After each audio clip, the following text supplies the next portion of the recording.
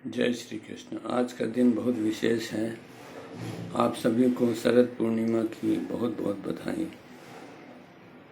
कामदेव ने ब्रह्मा जी को परास्त कर दिया, शंकर भगवान को परास्त नहीं कर पाया, परंतु क्रोध पर भगवान विजय नहीं पा पाए और नारद ने क्रोध और काम दोनों पर विजय प्राप्त की। इसी के घमंड में भगवान ने उनका क्रोध और काम दोनों जो है खराब कर दिया, रामायण में जैसा विदित है।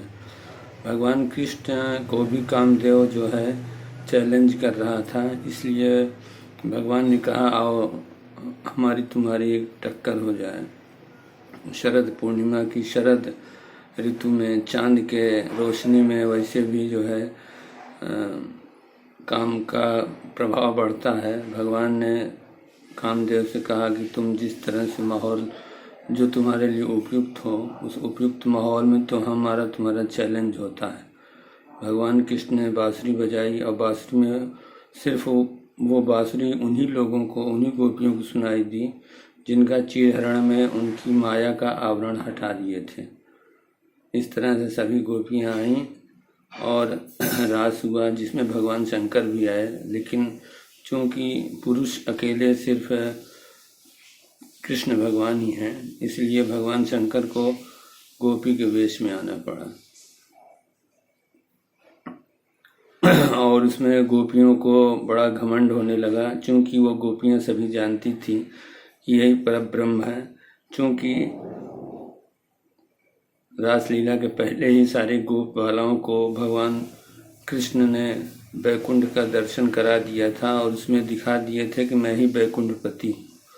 अपने पिता को वरुण से छुड़ा के लाए थे, तो सभी जानते थे, गोप बालाएं, सारे गोपी गोप सब जानते थे कि यही बैकुंठपति हैं।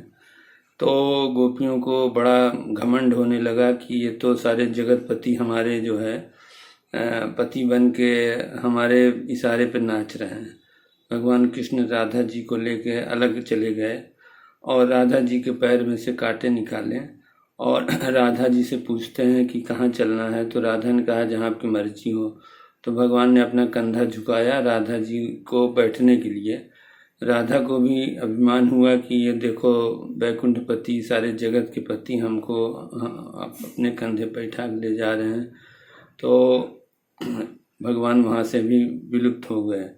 अब सारी गोपियाँ जो हैं भगवान का स्मरण करते, उनकी लीलाओं का एक्टिंग करते करते राधा मैया के पास पहुँची।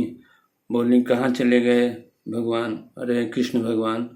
तो कहन कि कहीं छिप गए हैं और कहन हम लोग ढूंढना शुरू करते। कहन नहीं, ढूंढो मत, ढूंढोगे रात के अंधेरे में वो और छिपने की कोशिश करेंगे, उनके पैर में कांटे लग सकते हैं।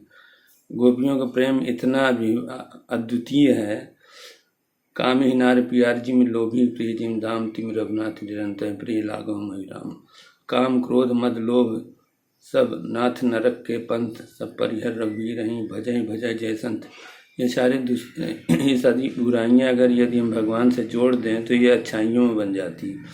गोपियाँ काम भाव से भगवान को प्रेम करती थी। अद्वितीय प्रेम था, इतना प्रेम था कि अपने स्तन पे भगवान का पैर छुआने में डरती थी, कहीं उनके स्तन से उनके भगवान के पैर छू न जाएं। इतना अद्वितीय प्रेम था। फिर सारी गोपियों ने गोप गीत गाया और उसमें भगवान से कहा कि आप बड़े निष्ठुर हो और आपको हमें इस तरह से विरह की अग्नि में जलाना ही था, तो मुझे जिंदा क्यों किया? राक्षसों से बचाए, देवताओं से बचाए। और